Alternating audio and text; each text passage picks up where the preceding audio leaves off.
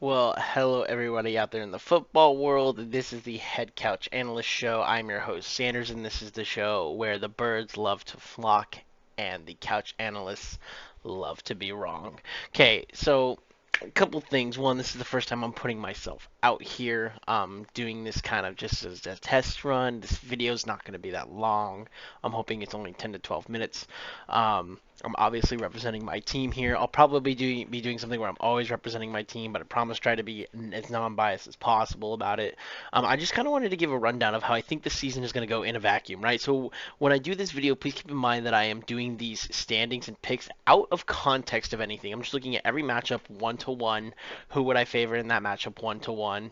And I'm also looking at, not really doing upsets, just like who's doing favorite every time. So like I said, these predictions are in a vacuum, not so much with context. I'll do context predictions as the season goes. So I thought this would be fun to do because it looks ridiculous. Like as soon as you see this, like you can already see how like my standings are going right here. It looks a little bit ridiculous, right? Um, but it'll be fun to do, and it'll be fun to see how wrong like all my predictions were in a vacuum. So let's get right to it. Let's look at the AFC right here. I got Buffalo at 13 and 4, Raiders at 13 and 4, Cincy at 13 and 4, Colts at 10 and 7, and then for my wild cards, I got Baltimore at 12 and 5. Miami at 11-6 and Kansas City at 11-6. The only noticeable team I think that's really missing here would be Denver at 10 and 7. I mean, the New England at 10 and 7 is interesting. I'm not sure if they'll actually get to 10 wins or not, but in a vacuum, I had them getting to 10 wins. And a lot of you might question me on the Chargers going at 9 and 8. And to be honest with you, I had the Chargers going 9 and 8 last year. Turns out that's how they finished, and I won't believe Chargers hype until I see it. I love Justin Herbert; he's great, but it'd be great if their highest paid safety actually you know, could stick it out more often than he does on the field. He's amazing when he is on the field, though. Their offense is pretty good. Austin Eckler is a baller. There's a lot of things that the Chargers did to improve by adding Khalil Mack. Like, there's a lot to like about this team, but like, I gotta see it before I believe it. So, in a vacuum, I still got them going 9 and 8. Steelers still will not have a losing season. Mike Tomlin will be balling there. And then, the Titans actually. Ooh, there's a missing game here. That's not supposed to happen. I think it was supposed to be I had the Titans at 9 and 8 though. I'll fix that later. Browns at 7 and 10 because Deshaun Watson's not going to be there, and who knows how Deshaun Watson's really going to play at the end of the season. Jets at 4 and 13. I just don't believe in Zach Wilson. Sorry, Jets fans. I love your roster, but you need a quarterback. Jaguars at 4 and 13, and Texans at 3 and 14. The only thing that I think might be like a bit of a surprise here is the Jaguars probably don't finish 4 and 13. They probably finish like 6 and 11 or maybe like 7 and 10. They might surprise some people and take some wins off these more upper teams up here. So or maybe even take a game off of Tennessee. So, you know, that's what I got going for the I said NFC when I meant to say AFC. For the AFC, I will make sure to go back over this in a second, talk about how I think like the playoffs might roll out. I won't pick my Super Bowl winner. Not doing that. I'm not that crazy, but we'll see how I feel about this when I get back to it in a second. Let's go down the NFC. Now this is wild. Okay, this is actually, I'm not gonna lie, batshit insane. Why in the world did I do this up here? Couldn't tell you. I'm really high on the Vikings this year. Kirk Cousins had a great year last year. Haters be damned. I just really believe Kevin Connell's going to do it for them. The only thing that I'm like curious about on the Vikings is if their defense will be as bad as it was last year, giving up so many points at the end of the games. But we'll see. Do I really believe the Vikings are going 14 and 3? No. I actually have them going 13 and 4, so only one less win, but 13 and 4 seems more reasonable for a team that I'm high on, like let's say 14 and 3. Eagles at 14 and 3, I also think is ridiculous, but again, this is all in a vacuum. How I look at one-to-one matchups, so that's just how it ended up being. Cardinals at 12 and 5, I think is extremely believable. I know I've picked them like 3 years in a row to win their division, but like the first time around, I think it was like at 10 and 6. Last year it was 11 and 6, and now this year 12 and 5. Like I just keep going up. So just like how they have under Cliff Kingsbury every single year, you fucking haters. All right, moving on. Should also say 10 and 7. I believe they have a win over the Saints. Like that's where the Saints missing game comes in. So my bad on that one. And also, there's a missing game between the Panthers and Saints too, where I actually have the Panthers going 5-12. So like this should say 4-13 for the Saints, and I have the Panthers going 5-12. Just saying, and that's what would make the Buccaneers 10-7. I have the Packers actually tying the Vikings at 14-3. I actually think having the Packers going 14-3 is more believable than the Vikings going 14-3, but that's again just how I ended up in a vacuum.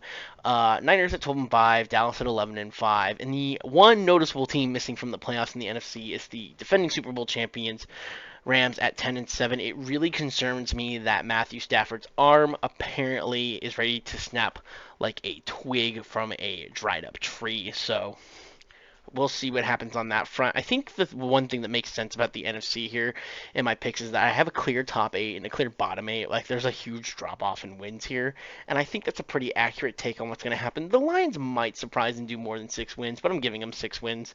The Saints could be better than 4-13, which is where I got them at, but probably not. The Panthers, Matt Rule is still their coach, so and you know what? I honestly don't think Baker Mayfield's that great.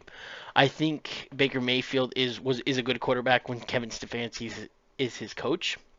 When Kevin Stefanski's not Baker Mayfield's coach, yeah, I don't think he's going to be as good. So that's quite unfortunate.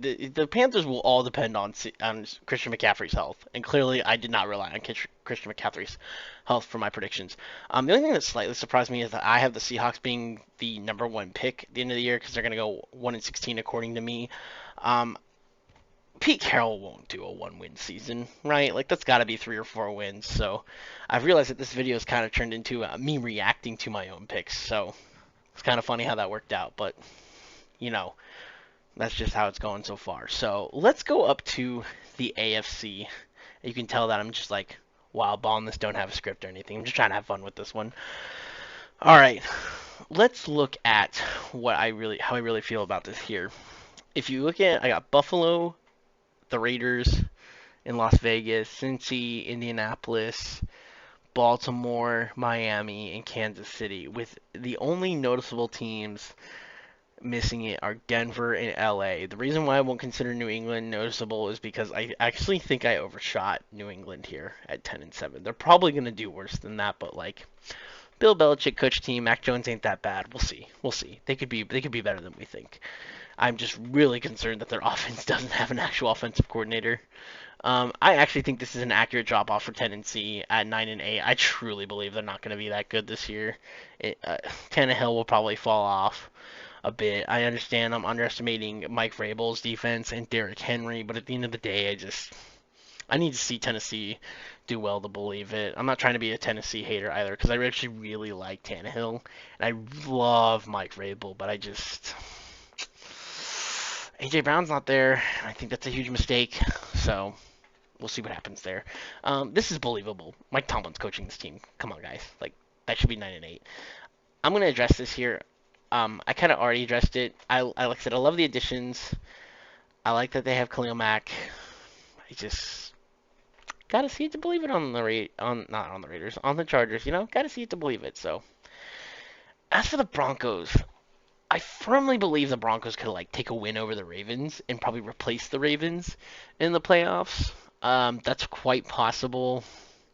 They could take another win over the Chiefs and replace the Chiefs. That's quite possible here too. Heck, they could take a win over the Raiders here, right? It's just, I think 10-7 seems reasonable for Russell Wilson's first year, and I think that Denver will be more of a Super Bowl contender come the following year. So I think this makes a lot of sense to me. The AFC looks pretty solid here. I know not everybody's high on the Raiders like I am. But I just think they're going to have it. Also, one thing I'd like to say on the Chiefs, they're not going to have a massive downfall. Like, a lot of people think they're going to miss Hill a lot. They won't. They'll be just fine without him. Patrick Mahomes is that good. Andy Reid is that good. They'll scheme some things up. They'll do a wide receiver by committee type of deal. Chiefs will be just fine. And they're probably going to shred Arizona week 1. And everybody will see that they're going to be just fine. So I've already kind of reacted to it. I'm going to react to it again. Minnesota at number 1 at 14-3 specifically is insane. I should not have done that. I don't know how I did that. I don't know how that happened. But I will say I really do like the Vikings. Like I said, I truly have them like going like 12-5, 13-4, and still winning their division, getting the number 2 seed. I actually believe the Vikings will host a playoff game as the number 2 seed against whoever the number 7 seed is. In this case, it would be the Cowboys, which I think would be a great wild card matchup. But I digress. They're number 1 on here for now. Philadelphia being this high is really weird too.